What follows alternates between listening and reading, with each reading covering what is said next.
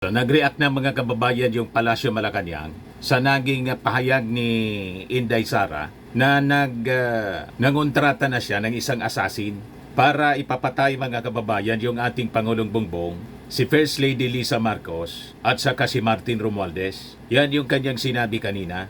Ngayon, ito yung naging reaction mga kababayan ng Palasyo Malacanang. Breaking news mula sa ABS-CBN. 10 minutes ago pa lang, sabi dyan mga kababayan, Malacanang says Vice President Sara Duterte's clear in unequivocal statement that she had contracted an assassin to kill the President if an alleged plot against her succeed is an active threat against President Ferdinand Marcos Jr.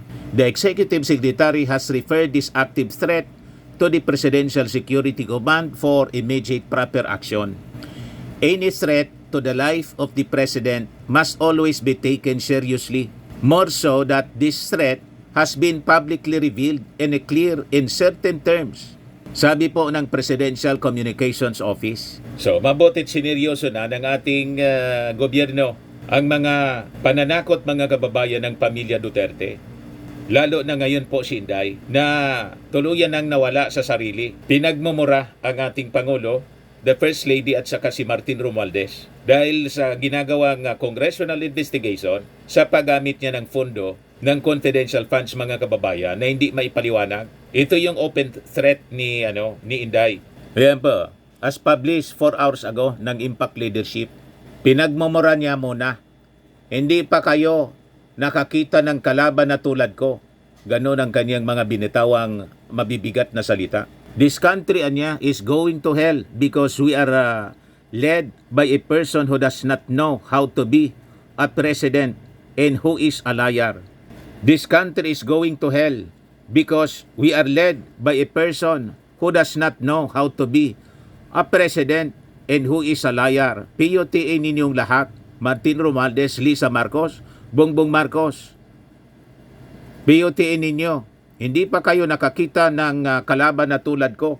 Pagbabanta mga kababayan ni Inday sa kanyang virtual press con kasama yung kanyang mga vloggers. Kaninang umaga po, madaling araw, hindi na natulog si Inday.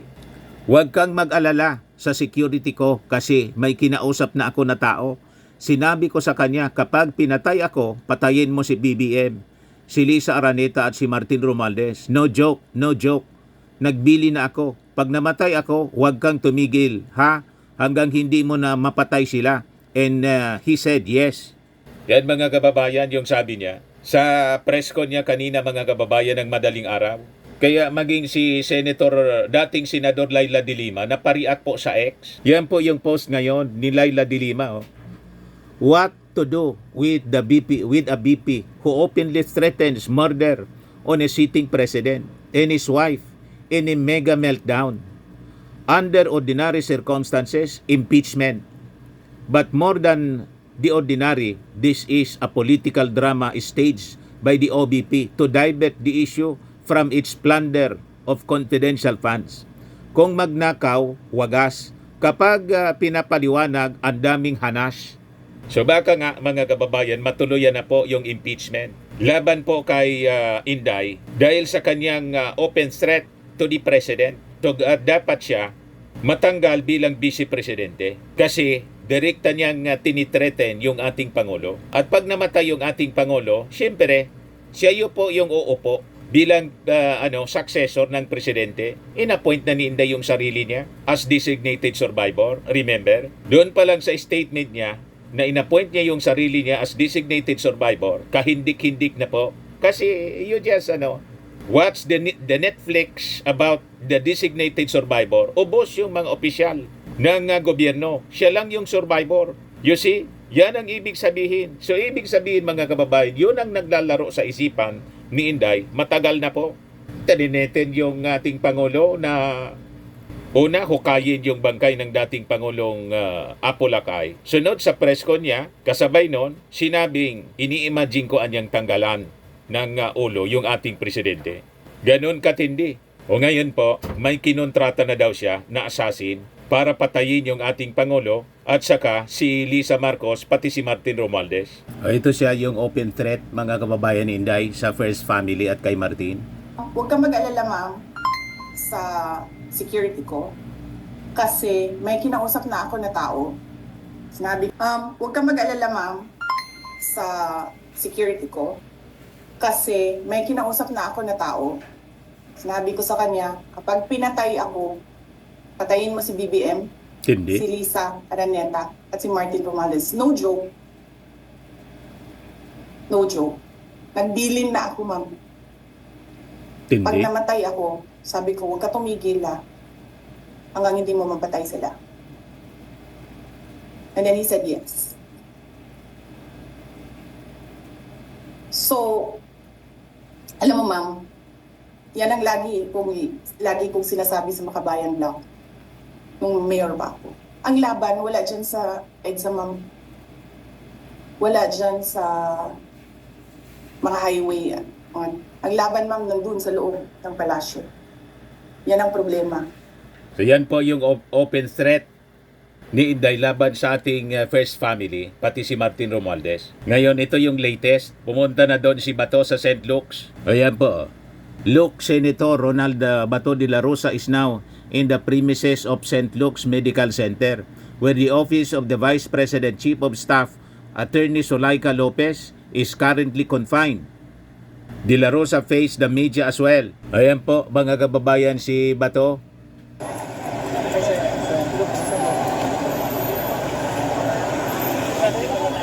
Ayan po, interview ng mainstream.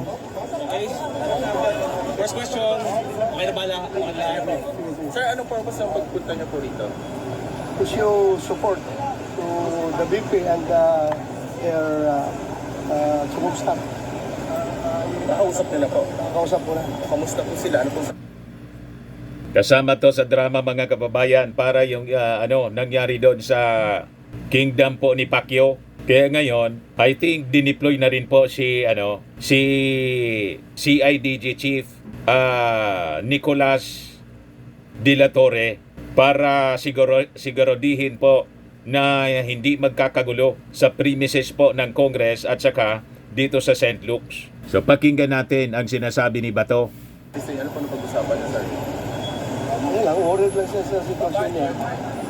Worried lang siya. Dahil, Hindi siya sigurado.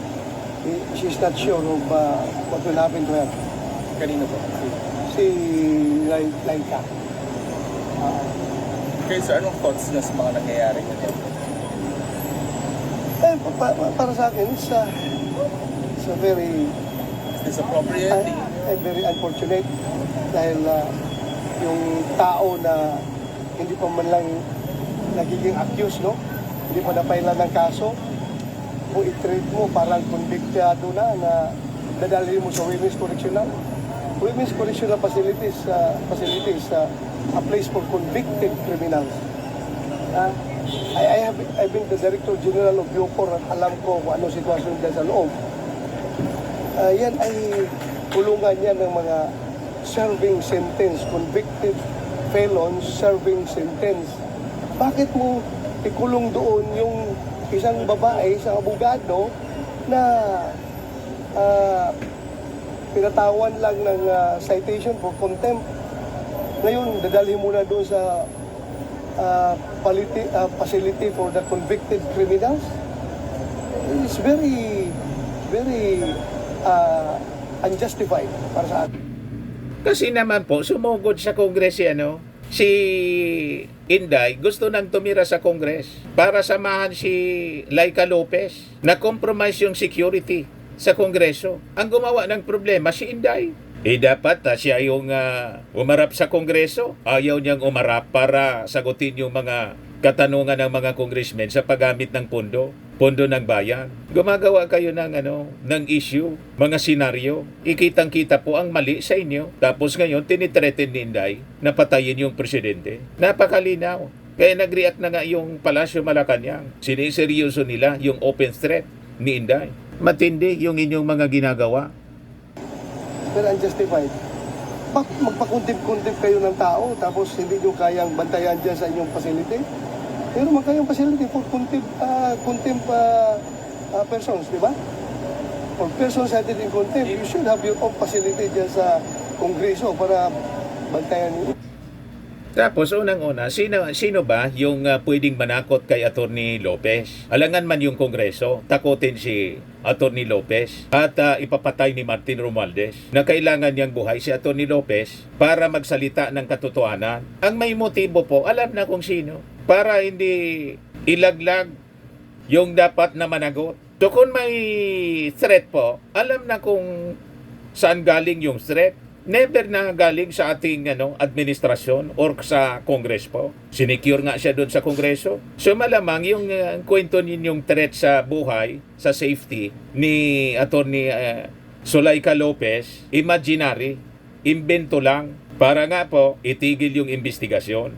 Kasi masusukol na yung dapat na managot. Tama pa? Balikan natin yung sinasabi ni Bato. Bakit nyo dalhin doon? Okay lang sana kung doon dalhin sa Quezon City Police District detention, mga ganon. Pero yung detention cell ng mga criminal, ay ng mga convicted criminals, that's the worst. That's the worst for me na ikulong mo isang taong cited in contempt lang. Alam na ba to ni former President Duterte? Nakausap niyo na ba siya? Tingin niyo, aware na siya dito? Ay, doon. Wala pa kami punta kasi kagabi pa ako, galing akong Baguio, natutulog ko sa Baguio, noong alas 2. Binising ako, tinawagan ako na humihingi ng tulong si BP Inday Sara sa sitwasyon nila doon sa house. Kaya bumaba kagad ako, bumiyahe kagad ako dito from Baguio. Para matingnan lang kung anong sitwasyon nila. As a senator, may magagawa po ba kayo anything to help kung sakto na ni Sara? Mag-Senate investigation naman. We observe. Tulad doon kay Kibuloy. Even though, we Sa Kingdom. Interparliamentary courtesy. Hindi tayo pwede makialam sa trabaho nila. Sila rin, hindi pwede makialam sa trabaho namin. So, yan ang pinabantayan natin. Pero ito nga lang, nakakomento lang ako na hindi po maganda talaga. Bakit ang isang person na cited in contempt lang sa isang hearing dyan sa House of Representatives ay doon ay kukulong kaagad sa Women's Correction Facility, which is a place for persons or for convicted criminals serving sentence. Hindi pa kumbiktado itong tao na ito. Bakit doon mo kagad ipadala? Hindi pa nga akusado. Wala pang kaso na na-file. So, saan are saying that this is unlawful? When you say unlawful, pag-aralan ko pa. I'm not so sure. Pero unreasonable for me. Pero saan, Unreasonable. Naniniwala po ba kayo na overt nilang deployment ng PNP ngayon base na rin sa sinabi ni Vice President Sara? Walang pulis naman yung sumusunod lang yan sa order. Pag inorderan niya ng mga higher ups nila na pumunta kayo doon to provide security, huwag rin natin masamain yung pulis dahil sumusunod lang yan sa order. Kahit na alam nila na may politics behind all these orders, but still, they are the legal orders coming from their superiors. So, susunod lang yung mga pulis niyan. So, huwag natin masamain yung deployment ng mga pulis. They are just following orders. Andiyan man sila to secure everyone, pati tayo. Saan follow-up lang po? Can you share to us some of the details na napag-usapan niyo kung meron man ni Vice President Duterte ngayon? Wala pa, hindi ko muna siya ginugulo masyado, hindi kami nag-usap masyado dahil wala siyang tulog.